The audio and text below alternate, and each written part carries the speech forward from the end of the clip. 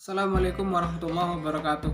Perkenalkan, saya perwakilan dari kelompok 6 akan mempresentasikan hasil kerja dari kelompok kami mengenai sejarah peradaban Islam pada masa Turki. Untuk poin yang pertama itu adalah sejarah atau awal mula adanya atau berdirinya Turki Utsmani. Yang kedua, bidang ekonomi. Yang ketiga, bidang manajemen. Dan yang keempat, yang terakhir adalah kesimpulan dari penjelasan kami sebelumnya. Oke, langsung saja kita pada poin yang pertama. Masuk pada poin yang pertama, yaitu sejarah berdirinya Turki Utsmani. Nah, sejak zaman dahulu di sebelah barat Gurun Gobi terdapat sebuah suku yang bernama suku Turki. Nah, suku itu hidup secara nomaden. Memasuki perkembangan periode Islam, mereka itu dikalahkan oleh bangsa Tatar. Akibatnya mereka melakukan perpindahan ke barat hingga di tepi Laut Tengah, atau kini dikenal dengan sebutan Anatolia. Ternyata pada saat itu di lingkungan barat tersebut adalah wilayah dari suku bangsa Arab, sehingga mereka lama-kelamaan berbaur dengan mereka, bersentuhan dengan mereka, dengan masyarakat Arab yang telah beragama Islam. Dengan komunikasi tersebut, mereka mulai memeluk agama Islam sekitar abad ke-9. Suku bangsa Turki tersebut merupakan suku yang ahli perang, pintar berdiplomasi, dan akhirnya dengan waktu yang relatif singkat menjadi sebuah kekuatan politik yang besar. Pada saat bangsa Mongol dan Kristen memerangi dunia Islam, bangsa Turki muncul sebagai pelindung Islam. Bahkan mereka membawa panji Islam hingga ke tengah dataran Eropa. Nah, pada abad ke-13, saat Genghis Khan mengusir orang-orang Turki dari Khurasan dan sekitarnya, perlu diketahui kalau Genghis Khan itu nama aslinya adalah Temujin, yaitu ketua militer dari bangsa Mongolia. Mengapa kok Turki diusir oleh Temujin ini? Karena bangsa Mongol pada saat itu mempunyai cita-cita untuk meluaskan penguasaan Mongolia menjadi kekaisaran terluas di dalam sejarah manusia. Oleh karena itu mereka mengusir bangsa Turki dari Khurasan. Nah, setelah terusirnya bangsa Turki dari daerah Khurasan, maka berpindahlah mereka bersama Sulaiman Shah, yaitu kakek dari Utsman, bersama pengikutnya kemudian bermukim di Asia Kecil. Nah, Sulaiman mempunyai 4 orang putra. Yang pertama itu Syukur, yang kedua Gondor, yang ketiga Al-Tugril, dan yang keempat yang terakhir adalah Dundar. Sulaiman Shah dan pengikutnya berpindah lagi ke Syam atau Asia Kecil. Dalam perjalanan menuju Syam tersebut, Sulaiman Shah meninggal, sehingga rombongan tersebut terpecah menjadi 2. Sebagian kembali ke daerah asalnya dan yang dipimpin oleh putra Sulaiman yang pertama, sementara rombongan yang kedua itu melanjutkan perjalanannya menuju Syam yang dipimpin oleh putra Sulaiman yang terakhir. Nah, sesampainya di Syam, rombongan yang melanjutkan perjalanan ini dipimpin oleh Al-Tugril. Akhirnya mereka berhasil mendekati Sultan Saljuk yang bernama Sultan Alauddin II di daerah Konya di Syam. Ketika Saljuk diserang oleh Bizantium, kelompok Bizantium, Al-Tugril membantu Sultan Alauddin II sehingga berhasil mematahkan serangan Bizantium. Nah, sebagai balas jasa karena sudah membantu Sultan Alauddin II, Sultan Alauddin memberikan daerah Iskisar dan sekitarnya atau wilayah yang berbatasan dengan Bizantium. Itu wilayahnya itu diberikan kepada Al-Tugril. Nah, di sanalah lahir putranya yang bernama Utsman. Pada tahun 1258 Masehi, Al-Tugril meninggal dunia. Selanjutnya, Utsman mendeklarasikan sebagai sultan, maka berdirilah dinasti Turki Utsmani pada saat itu. Selanjutnya, awal Islam di Turki. Pada awalnya, wilayah Turki pada saat itu dikuasai oleh kerajaan Bizantium. Sebuah kerajaan pada masa itu adalah awal abad Masehi. Sebelumnya, kerajaan Bizantium ini pernah dikuasai oleh kerajaan Romawi selama kurang lebih 4 abad.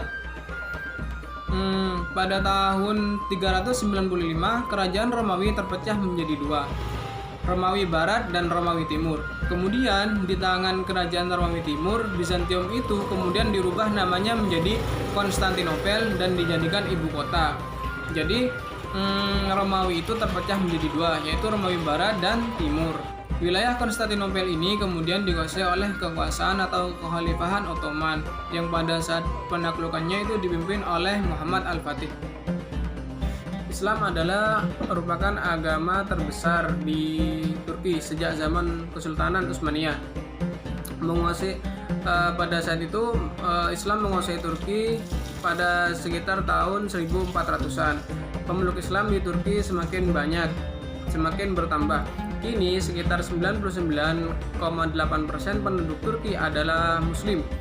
Pada tahun 1453, Islam makin dominan di Turki. Gereja-gereja di Turki yang merupakan peninggalan Bizantium termasuk Hagia Sophia, yaitu bangunan paling bersejarah di Turki, itu kini diubah fungsinya menjadi masjid. Nah, Islam menjadi sangat dominan hingga tahun 1920-an. Terus selanjutnya ada era modern. Era modern. Era modern pada tanggal 3 Maret 1924, Khalifah Utsmaniyah atau juga dikenal dengan Kesultanan Turki atau Ottoman itu runtuh. Runtuhnya Khalifah Utsmaniyah sendiri terjadi begitu kompleks dan berlangsung dalam waktu yang cukup lama, hingga akhirnya benar-benar runtuh dengan ditandainya deklarasi perubahan sistem pemerintahan menjadi republik oleh Mustafa Kemal Atatürk.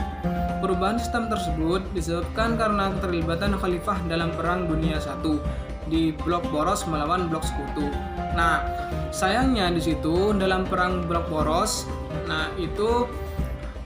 Blok Boros itu menjadi pihak yang kalah, sehingga sebagai konsekuensinya mereka dipaksa untuk menerima syarat-syarat perdamaian yang kemudian memicu runtuhnya Khalifah Utsmaniyah. Nah, sekian pemaparan dari saya. Untuk penjelasan selanjutnya akan dilanjutkan oleh rekan saya. Perkembangan perekonomian Utsmani. Sejarah perekonomian Utsmani dibagi ke dalam dua periode. Yang pertama, periode klasik, yang mana berbasis kepada pertanian. Khilafah Utsmani memberikan keleluasaan kepada setiap wilayah untuk mengembangkan potensi pertaniannya. Yang kedua, era reformasi, yaitu era perbaikan pengaturan sistem pemerintahan, terdiri atas perbaikan sistem administrasi publik dan perubahan sistem politik pada masa itu dari tangan militer kepada publik. Tujuannya untuk memberikan fungsi layanan publik yang lebih baik.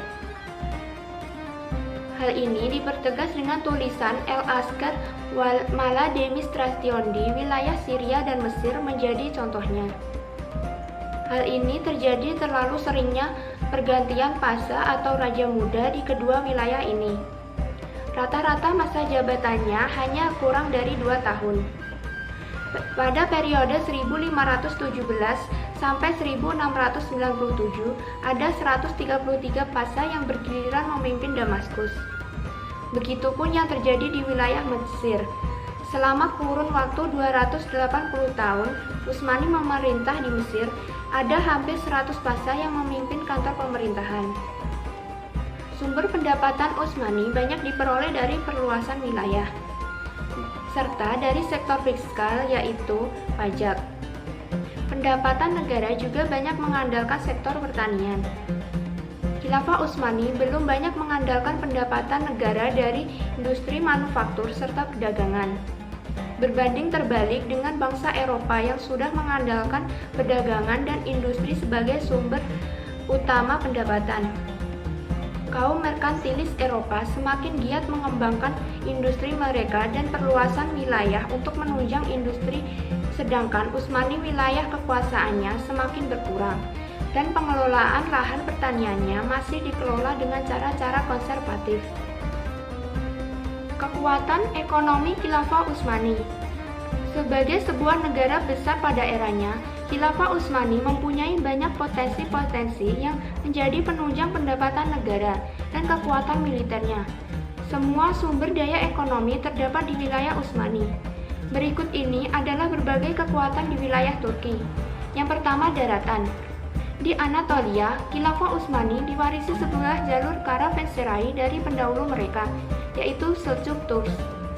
Jalur ini menjadi semacam keuntungan bagi Utsmani, karena akan menjamin keamanan pengantaran barang dan rombongan karavan dagang dengan disediakannya penginapan bagi para pedagang serta hewan-hewan tunggangannya di wilayah jalur karavanserai. Jalur karavanserai ini berada di sepanjang wilayah Balkan. Yang kedua, laut. Di bawah Sultan Bayezid II, Utsmani mempunyai kekuatan angkatan laut yang kuat. Angkatan laut ditugaskan untuk memberangus para perompak dan melindungi kapal dagang. Secara diplomatik, dengan kekuatan angkatan militer yang kuat, lebih lanjut akan menguntungkan. Membuat rasa aman masyarakat di wilayah pesisir Utsmani serta kekuatan untuk terus melakukan ekspansi wilayah. Untuk mempertahankan hegemoni Utsmani di Laut Timur Mediterania, pengembangan Akademi Angkatan Laut terus digalakkan. Tujuannya untuk membantu dan mengawasi hubungan dagang antara Khilafah Utsmani dengan Venice. Yang ketiga, pertanian. Khilafah Utsmani adalah negara pertanian atau agrikultur karena mempunyai lahan yang subur. Rata-rata sumber penghasilan warganya berasal dari usaha keluarga berskala kecil di bidang pertanian, dan pajak sektor pertanian ini berkontribusi 40% bagi sumber pendapatan pajak negara. Ada beberapa faktor peningkatan produktivitas sektor pertanian Utsmani, seperti perbaikan irigasi, pemberian subsidi, serta peningkatan peralatan pertanian yang modern yang dilakukan pada abad ke-19 Masehi. Intelektual dan ekonomi Muslim pada periode Khilafah Utsmani. Dibandingkan peranata dari berbagai aspek lain seperti arsitektur, karya seni, dan organisasi militer, perhatian terhadap peranata ekonomi Ottoman amatlah kurang. Berikut ini ada beberapa pemikir dalam masa Utsmani dengan pemikirannya memiliki pemikiran ekonomi. Yang pertama, Haji Khalifah. Bangsa Turki mengenalnya dengan Katip Çelebi. Pada tahun 1630 Masehi, bersama Koçubey sekitar tahun 1653 Masehi, menulis tentang fenomena ekonomi Utsmani dalam perdagangan internasional serta ekonomi domestik. Ahli sejarah pada masa ini lebih cenderung menghindari pembahasan tentang ekonomi. Yang kedua, Cemal Kafadar. Salah seorang pemikir Utsmani yang cenderung pada pemikiran ekonomi ialah Cemal Kafadar. Walaupun Kafadar tidak sehebat Ibnu Khaldun ataupun Al-Markis yang hidup pada penghujung abad ke-16, Kafadar mengkritik kebijakan menurunkan nilai atau debasement terhadap mata uang logam yang diterapkan oleh pemerintah pusat Utsmani untuk mengatasi inflasi. Yang ketiga, Mustafa Ali. Nama lain yang cukup berpengaruh dalam bidang ekonomi Utsmaniyah ialah Mustafa Ali. Ali juga mengkritik kebijakan ekonomi pemerintahan pusat Utsmani yang terlalu tergantung pada jumlah perputaran uang beredar dalam mengendalikan inflasi. Melalui pemikiran politik, sosial, dan analisis sejarah. Analisis kemunduran perekonomian Khilafah Utsmani. Separuh dari wilayah Daulah Utsmaniyah adalah wilayah Eropa, maka tidaklah mengherankan kondisi Utsmani sedikit banyaknya terpengaruh Eropa. Pada masa pemerintahan Sultan Sulaiman Agung, terjadi keseimbangan kekuatan antara Utsmaniyah dengan kekuatan Eropa. Di provinsi-provinsi di belahan Asia maupun Eropa, pada abad ke-18 bermuncullah kaum Ayan atau orang berpengaruh. Mereka adalah orang-orang berpengaruh dengan suku bangsa yang beragam. Sebagian dari mereka adalah gubernur di wilayah Utsmani yang telah membangun suatu bisnis kekuatan lokal. Sebagian lagi adalah para pesaudagar kaya atau para bankir, pemilik tanah, serta para pemuka agama. Mereka menguasai berbagai basis strategis di semua bidang politik dan ekonomi serta kekuatan uang yang memaksa pemerintah pusat Utsmani mengakui mereka sebagai perantara antara pemerintah dan penduduk provinsi-provinsi. Pada paruh abad ke-18, pemerintah pusat Utsmani menjadi sangat bergantung pada kaum Ayan baik dalam hal kekuatan militer maupun dalam pengumpulan pajak. Zurcher mengatakan bahwa secara ekonomis, bentuk atau sistem ekonomi Utsmani adalah prakapitalis. Dilihat dari kebijakan-kebijakan ekonomi mereka. Mereka menghidupi rakyatnya dari pajak, baru setelah kerajaan ini berada pada jurang kehancuran sajalah pemerintah Utsmani mulai mengembangkan kebijakan-kebijakan perdagangan dengan kebijakan proteksi perdagangan dan menstimulasi sektor-sektor perekonomian tertentu. Kenalkan, nama saya Muksin Abdillah. Di sini saya akan menjelaskan tentang kondisi manajemen pada masa Turki Utsmani. Yang pertama, manajemen di bidang politik. Peristiwa sejarah paling monumental dalam kebijakan politik luar negeri pemerintahan Utsmani di masa Sultan Sulaiman Kanuni adalah keberhasilannya menjalin hubungan dengan Prancis, dengan Raja Prancis I. Hubungan ini kemudian diteruskan menjadi sebuah aliansi. Perundingan antara Prancis dan pemerintahan Utsmani dimulai setelah Perang Pavia, di mana Raja Prancis I itu ditawan pada tahun 1525 Masehi. Lalu ibunya mengirimkan utusan bernama John Frangia Bani.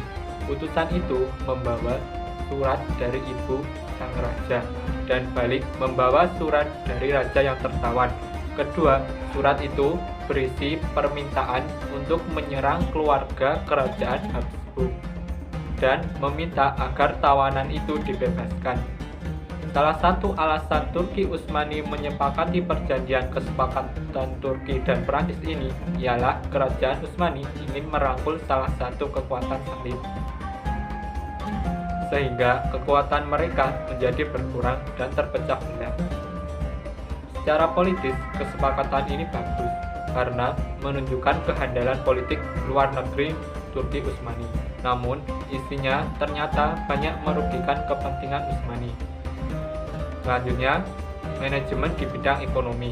Keadaan perekonomian Kesultanan Turki Utsmani pada masa kepemimpinan Sultan Sulaiman Al-Kanuni mengalami peningkatan yang sama besar dengan kemajuan dalam bidang politik dan militer. Daerah-daerah yang ditaklukkan dari segi ekonomi merupakan masukan bagi sumber ekonomi kesultanan. Hal ini dikarenakan dalam setiap keberhasilan kesultanan mendapatkan rampasan perang, jizyah, dan pajak sesudahnya. Begitu pula dengan dikuasainya kota-kota dagang dan jalur-jalur perdagangan di laut dan di darat, memungkinkan pula kerajaan memacu kemajuan ekonominya melalui perdagangan. Keberhasilan Sultan Sulaiman Al-Kanuni berdampak kepada kemakmuran perekonomian Kesultanan Turki Utsmani.